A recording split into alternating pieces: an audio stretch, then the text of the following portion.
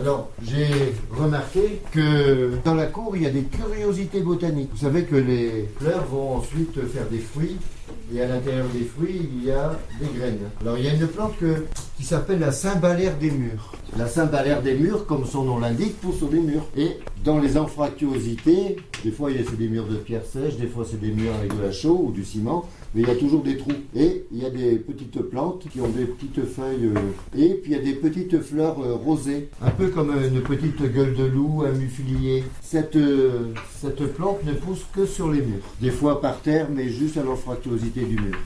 Si la terre est trop riche, elle ne pousse pas.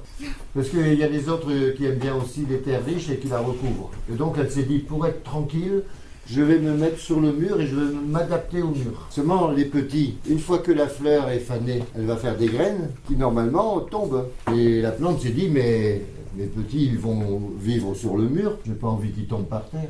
Et donc, quand la plante a fait ses fleurs et qu'ensuite il y a un petit fruit rond qui arrive au bout de la fleur, la plante va les remettre elle-même dans le mur pour être sûre que ces petits vont aller vivre dans le mur. Alors elle allonge sa queue là, son pédoncule, et ça s'allonge et elle va remettre le fruit là. Et elle s'allonge et elle va remettre le fruit là. Pour être sûr que ça pousse dans le mur. Et donc on ne va pas cueillir celle d'ici parce que vous allez regarder, peut-être d'ici la fin de l'année scolaire, ou vous allez regarder les cymbalaires, au moment où elles font les fruits, vous allez les voir repartir dans le mur et ça va s'allonger. C'est visible à l'œil nu? Oui, c'est visible à l'œil nu, mais la progression est lente.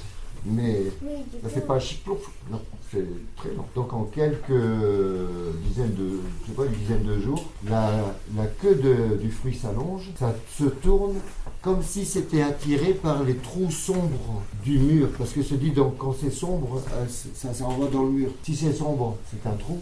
Si c'est un trou, il y a de l'humidité, peut-être un petit peu de terre. Et donc la plante va mettre ses petits dans les zones sombres du mur. Et vous allez pouvoir les voir. Et donc les plantes développent des stratégies. Des stratégies parce qu'une fois que les plantes ont fait leurs petits, leurs bébés, et ben les graines, il faut qu'elles les envoient au loin.